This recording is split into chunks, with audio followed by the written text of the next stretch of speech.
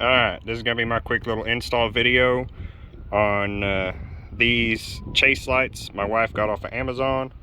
They were, I think, 89 bucks. And they seem kind of complicated because they don't have a whole lot of information with them and nobody else has really done a video over them. So I'm just going to kind of do it, or do a quick little one. I live in southern Oklahoma. Wind is blowing constantly.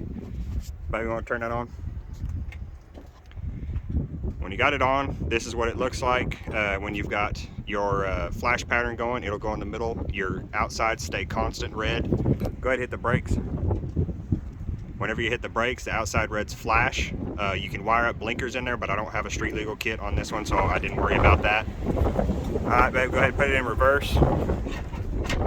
Then you can wire up a constant white light in the middle for like a reverse light is what we used it for. And then if your strobe pattern, if you still have your strobe light turned on, that'll still be going on the sides. All right, baby, you can turn that off.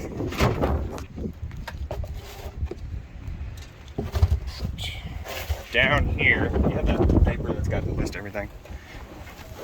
Of course, I've already gone ahead and tucked it all away. Well, I tucked it all away. Where's that paper? But this here is your paperwork that comes with it, and it's really pretty straightforward and simple. On your black ground, run your black wire to a ground, either on your battery or on your frame, whatever, and ground that out. Then your gray is your main power, and that needs to be hooked up to a key on power, because the red lights on the outside are your running lights. And so as soon as you turn that key on, that lights up and it's got power to it. On the green and the yellow, you use those for the turn signal, but like I said, I don't have a street legal kit, so we didn't use them for that. But when you put the green and yellow together, then you just want to find a brake light, or your brake light wire that goes to your stock tail lights, and wire those two into that, and then that'll give you your brakes when you hit your brake. Your red wire is your strobe light activation, and so that's what you're going to want to wire into a power on off button. So that way, if you want your strobe lights on, you can turn them on. If you want them off, you can leave them off, or you can just hook it straight up to the battery, which is how I have it right now, because I just haven't put in the switch. And that way, as soon as you turn the key on, then boom, you got your chaser lights running. The brown is a constant amber, which is right on the either side of the white light. We didn't need that for any reason, so I just taped that wire up to the side and just didn't use it for anything. And then your white is your steady override. That's what I wired into my reverse lights, so that way as soon as I put it in reverse, it gives me that little light there, which is going to be a little bit of help at night for a reverse light. And then your blue is your flash pattern, and it is a negative wire that you're going to run from like the negative terminal of your battery, run that to a momentary switch, and then hook it up into the blue wire of the harness. And what you do is every time you hit that momentary switch, that changes the flash pattern.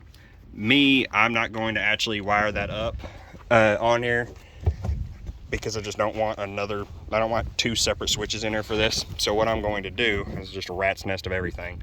But I actually had blue wire to run for it. So I ran this up here, and I'm going to strip it back a little bit and just tuck it up somewhere. And if I want to change the flash pattern, all I got to do is touch my negative terminal, and that'll change the pattern. There's 8 different patterns, and so we'll just kind of figure out which one we like the most. And it has a memory in it, and so every time you turn it off, and then when you turn it back on, it should go back to whatever strobe you had it set on, so you can figure out whichever one's your favorite. If you want to be able to switch through them, you can put in the momentary and switch through them, but for now, we're just going to leave this up here so that way we can switch through, and if we ever want to change it, we can still change it, and I don't have to go back in and run wires or anything. But I'm just going to tuck this up in here under the hood, and so that way it's just, if I want to change it, it's out of the way, but I don't have to run a second switch for it. Show them one more time. But oh yeah, this she'll turn the key on. This is your startup sequence. This is what I'll do every time. And then, like I said, the only reason my middle lights are running right now is because I have my on-off red wire just hooked up to constant power right now, and because I haven't cut it and put in my switch yet.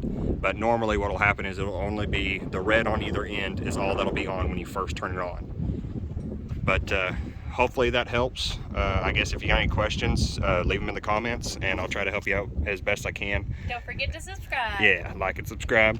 I always forget to do my dang videos until I got everything pretty well tucked up and put away, and then my wife comes and reminds me, hey, nobody else has done this yet, so you better do something. But I don't know, it wasn't too difficult. It's just a lot, it's just time consuming. These are the wires here coming out, and then I've got everything taped into them, and I've got it on the bottom of my machine, so I heat shrinked and electrical taped it. I just want to make sure I'm not going to get any water or anything in there, so that's why it all looks nasty right now. But these are all your wires coming out, and it's all very simple, color to color, and the instructions are pretty straightforward. It's something that seems kind of daunting and overwhelming when it's talking about all the different switches and everything like that, but even if you're going to switch it up exactly how you want it, all you really need is 2 switches, possibly 3 if you want to have a override switch for just your amber lights if you want them, but I don't really see why people would need that. Maybe you could just wire that into running lights, I don't know. But there we go, that's our review over the online LED store chase lights. Thank you guys.